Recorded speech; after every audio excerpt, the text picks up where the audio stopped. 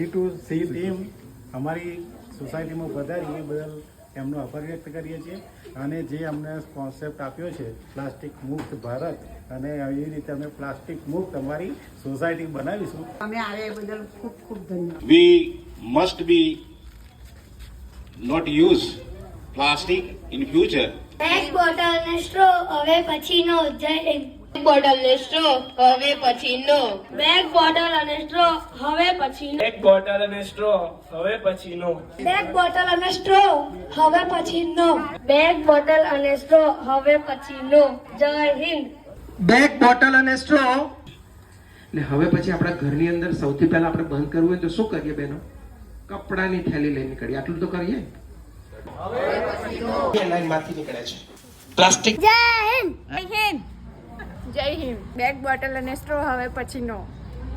જબલા આવે તો તાર મમ્મી પપ્પાને કહીશ ને. બેગ બોટલ અને સ્ટ્રો હવે પછીનો. अभी से प्लास्टिक नहीं यूज करेंगे हम. બેગ બોટલ અને સ્ટ્રો હવે પછી લો. એ સ્ટોવ બંધ કરીએ. આપણા ઘરની અંદર જે શાકભાજી દ્વારા જે જબલા આવે છે ને એ ધીમું ઝેર છે બેન, બહુ ખતરનાક ઝેર. જે પ્લાસ્ટિક એ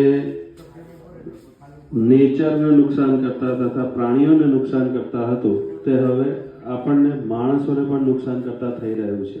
અમૂલ્ય સમયમાંથી માત્ર 2 મિનિટ ફાળવી અને આજુબાજુ વાળાને પણ કહી દેવાનું કે એક કપમાં પીવા દે. આપણા પરિવારનું, આપણા બાળકોનું આરોગ્ય જોખમમાં ન મૂકે એ પણ આપણે તકેદારી રાખવાની છે. અતિ મહત્વનું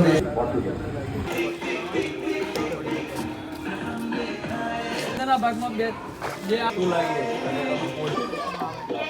કંઈ બી લેવા જઈએ એ જ અમે થેલી, કપડાની થેલીનો યુઝ અમે કરીએ છીએ.